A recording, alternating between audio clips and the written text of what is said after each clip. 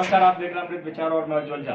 जैसा कि आपको बताते चलें कि 1 फरवरी को बजट आने वाला है, आम बजट। और वहीं जो खुशखबरी की बात है, 1 तारीख को बजट आएगा, वहीं 31 और 1 तारीख को बैंक कर्मी हड़ताल पर रहेंगे।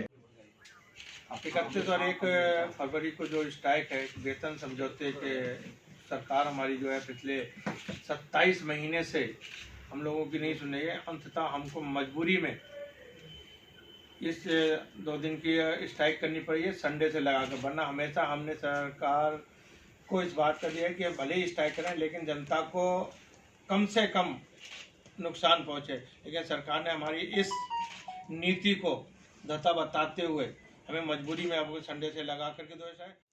सर, आज किस मामले में आपने प्रेस मीटिंग रखी है? हमने ये सरकार का जो रवैया है, वेतन समझौता हमारा 27 महीनों से पेंडिंग है, हम आज उसके खिलाफ यूएफबीयू जो है स्ट्राइक पे जा रहा है। कब से कब तक स्ट्राइक है? ये 31 जनवरी और 1 फरवरी को है। कितने संगठन हैं इसमें? कितने बैंक और भी हैं? 9 संगठन है।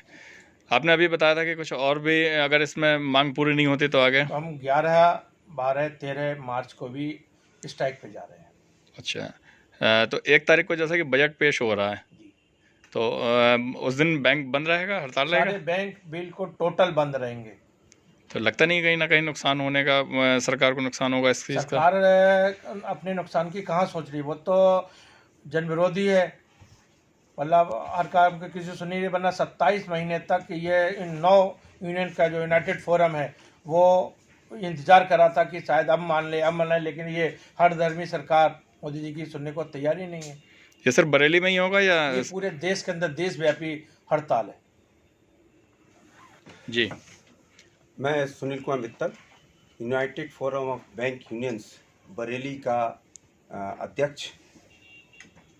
मैं आपके लिए आज की डेट में ये बताना चाहूँगा कि हमारा 11वां वेतन समझौता बैंकिंग इंडस्ट्री के अंदर 11वां वेतन समझौता नवंबर 2017 से ड्यू है, जिसके लिए लगभग 27 माह बीत चुके हैं। लगभग 30-32 मीटिंग्स आईबीए की हमारी टॉप लीडरशिप के साथ में हो चुकी है। हमेशा ही उन्होंने बड़ी अजीब व गरीब तरीके से 2% से शुरू के आज की डेट में 12% तक इंक्रीज देने के लिए उन्होंने कहा है। लेकिन हमारी जो डिमांड्स एक्चुअल बैंकिंग इंडस्ट्री के लिए चाहिए वो 20% की है। इसके साथ साथ 5 डेज वीक, पेंशन का पुनर्निर्धारण, फैमिली पेंशन का पुनर्निर्धारण, इस तरीके के हमारी कुछ बेसिक नीड्स जो हम लोगों की ज़रूरत है उसके साथ में हैं। लेकिन बैंक की हठधर्मिता के कारण आज हमें ये स्टेप लेना पड़ा है कि हम स्ट्राइक की कॉल दें। इससे पहले भी तो आप लोगों ने कभी धरना दिया था? अभी तक बैंक के अंदर बेस सेटलमेंट को लेके स्ट्राइक्स नहीं की गई, उसके लिए वार्ता हुई लगातार और उन लोगों ने केवल बातें करते रहे, लेकिन उन्होंने समझौते की बात फाइनल नहीं करी। अब क्योंकि 27 महीने बीत चुके हैं, इसलिए हमारे पास कोई दूसरा ऑप्शन नहीं है सिवाय हमें इसके अंदर स्ट्राइक पे जाएं। 31 जनवरी 1 फरवरी की टोकन स्ट्राइक है पहले, और यदि इसके अंदर भी अभी बैंक नहीं मानता है, आईबीए नहीं मानती है, गवर्नमेंट नहीं मानती है, तो 11, 12, 13 मार्च जो कि प्रीफिक्स में पहले में होली की छुट्टियों से जुड़ेगा, बाद में सैटरडे संडे से जुड़ेगा, और लगभग 8 दिन का काम बैंकिंग इंडस्ट्री के अंदर बिल्कुल ठप हो जाएगा। लेकिन इसके बावजूद ये भी है, यदि गवर्नमेंट यदि नहीं जागती तो 1 अप्रैल से हम इंडेफिनिट स्ट्राइक पे जाएंगे। हमारा मोटिव, हम पहले से इस बात के लिए कहना चाहेंगे, हमारा मोटिव सरकार के लिए, बैंकिंग इंडस्ट्री के लिए या बिजनेस सेक्टर यानी अपने कंज्यूमर्स के लिए, अपने कस्टमर्स के लिए किसी को भी प्रताड़ित करने का या उनके लिए किसी तरीके से ऐसे असहयोग करने का नहीं है। लेकिन बैंक की हठधर्मिता हमें इस बात के लिए मजबूर कर रही है कि हम इस अपनी डिमांड्स को पूरी करने के लिए, इस समझौते को लेने के लिए उनके स्ट्राइक पर जाएं। इस यूनियन में जो स्ट्राइक है आपका, स्ट्राइक में और भी कोई यूनियन के लोग आ रहे हैं? नहीं, केवल नहीं, बैंक के अलावा और भी किसी यूनियन के लोग आ रहे हैं? नहीं, सिर्फ बैंकर्स? बैंक है। यूनाइटेड फोरम बैंक यूनियंस जो 9 एसोसिएशन का एक ज्वाइंट फोरम है, उसी के तहत ये पूरी स्ट्राइक हो रही है। नाम बता दीजिए। मैं OP Vadera, all India bank of Baroda officer association का वेस्टर्न यूपी एंड उत्तराखंड का जनरल सेक्रेटरी हूँ।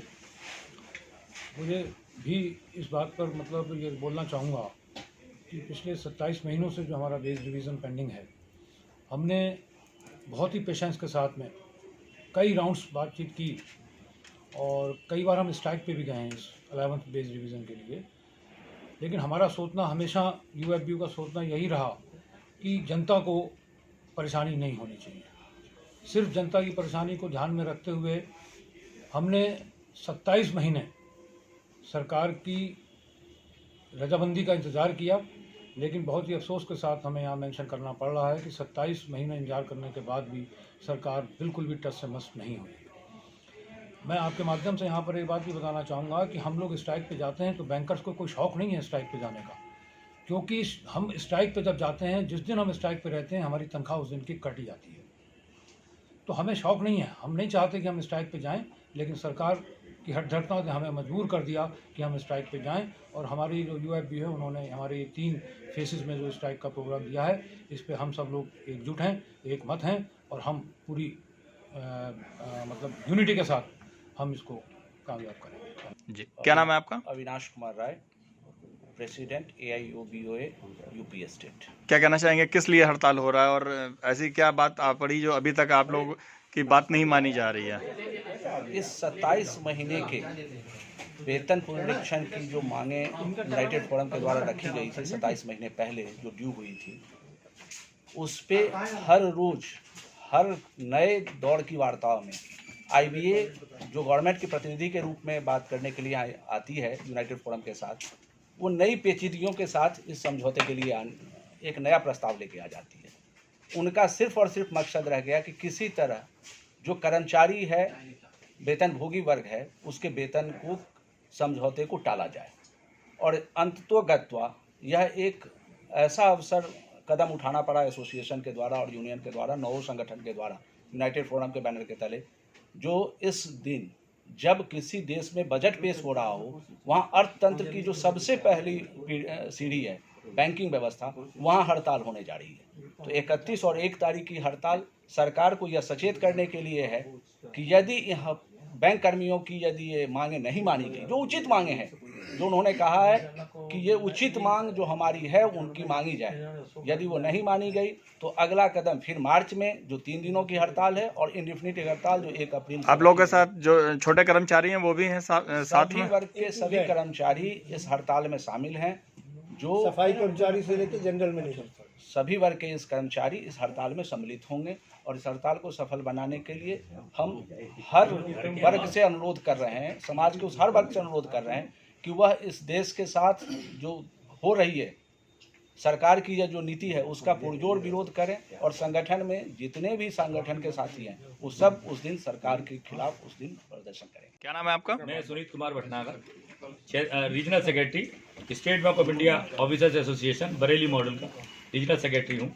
और हम लोग जो 31 तारीख जनवरी और 1 फरवरी की स्ट्राइक करने जा रहे हैं, हमारा मेन मुद्दा पे रिवाइज का है कि हमारी पे रिवाइज क्यों नहीं हुई। 1 नवंबर 17 से हमारी पे रिवाइज होना है, लेकिन 27 महीने बीत गए, अभी तक हमारी पे रिवाइज नहीं हुई। जबकि हम भारत सरकार के हर कामों में, हर महत्वपूर्ण कार्य में बैंक कर्मचारी, बैंक अधिकारी हमेशा आगे रहे हैं, चाहे वो नो डिमोनाइजेशन का काम हो, चाहे वो GST जब बनाई थी उसके बाद हमारे पास एक नया प्रोग्राम आया था, हमने उसमें GST फीड करने में बहुत बड़ा महत्वपूर्ण काम निभाया, गवर्नमेंट का रेवेन्यू बढ़ाया, हर काम में साथ देते हैं। लेकिन आज अगर आप देखें बैंक कर्मचारियों, बैंक अधिकारियों की पे एक प्राइमरी शिक्षक से भी आधी से कम है। अगर एक हमारे कर्मचारी को 24,000 रुपये मिलते हैं तो एक प्राइमरी के टीचर को 35,000 रुपये से स्टार्टिंग है। जबकि हमारी जोखिम बहुत है, हम कैश में काम करते हैं, अगर हमारे कैशियर से कभी भी कोई पैसा कम हो जाता है तो उसी दिन उसको पैसा जमा करना पड़ता है। लेकिन उस हिसाब से देखा जाए तो हमारी जोखिम बहुत कम है। अब बात आती है नो डिमोनाइजेशन के बाद इस बात की कि आखिर हमारी सेंट्रल गवर्नमेंट से भी पे कम क्यों है। एक सुप्रीम कोर्ट का एक केस हुआ था जिसमें सेंट्रल गवर्नमेंट ऑफ इंडिया ये कह के लड़ने गई थी कि हमारी पे बैंक कर्मचारियों, बैंक अधिकारियों से ज़्यादा होना चाहिए। लेकिन आज बड़े अफसोस की बात है कि हमारी पे उनसे बहुत कम है। और हम यही कहते हैं, जब एक सुप्रीम कोर्ट ने वर्डिक्ट दे दिया कि हमारी पे किसी भी तरीके से सेंट्रल गवर्नमेंट के अधिकारियों से कम नहीं होनी चाहिए, तो फिर आज हमारी पे उनसे कम कैसे हो सकती है।